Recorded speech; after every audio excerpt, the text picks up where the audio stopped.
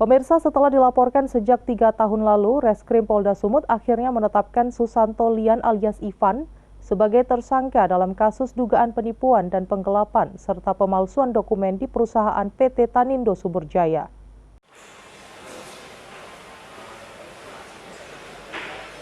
Setelah laporannya mengendap selama 3 tahun tanpa alasan yang jelas, Reskrim Polda Sumut akhirnya menetapkan Susanto Lian alias Ivan sebagai tersangka dalam kasus dugaan penipuan dan penggelapan serta pemalsuan dokumen dengan pelapor asing. Keduanya sebelumnya merupakan rekan bisnis dalam pendirian perusahaan bersama, yakni PT Tanindo Suburjaya. Berdasarkan surat perintah dimulainya penyidikan atau SPDP, penetapan tersangka dilakukan pada 24 April 2025. Kasus ini bermula saat terlapor mengajak korban untuk membuka usaha pabrik pupuk di daerah Tanjung Morawa, Kabupaten Deli Serdang. Korban lalu memberikan modal sebesar 1 miliar rupiah. Namun belakangan, tersangka diduga memalsukan dokumen dan tanda tangan untuk memindahkan uang perusahaan ke rekening pribadi.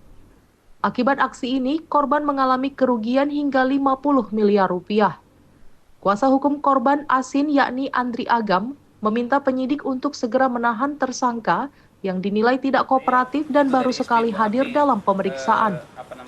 Telah diterbitkan sprindik yang baru tanggal 24 April 2025, kemudian SPDP, surat perintah dimulainya penyidikan yang menetapkan saudara Susanto Lian sebagai tersangka.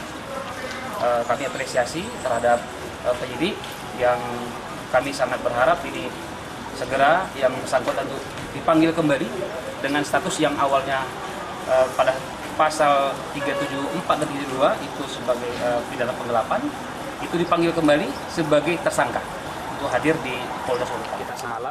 Sementara Yusri Fahri yang juga kuasa hukum Asin juga meminta penyidik menghentikan sementara produktivitas PT Tanindo Suburjaya yang bergerak di bidang pengolahan pupuk dengan menyita sementara seluruh aset perusahaan hingga persoalan kasus ini tuntas. Tersangka Susanto Lian dijerat pasal 272 dan 274 KUH Pidana tentang penggelapan dan pemalsuan dokumen dengan ancaman hukuman maksimal 5 tahun penjara.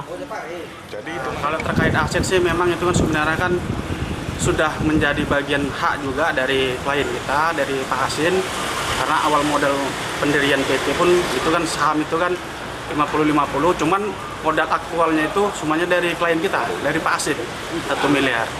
Artinya itu kan hak dari Pak Asin, dari klien kita, sehingga kalau pertanyaan dari kawan-kawan wartawan seperti itu, artinya lebih baik itu aset harus dikembalikan, disita dulu, baru nanti dilanjutkan proses hukum.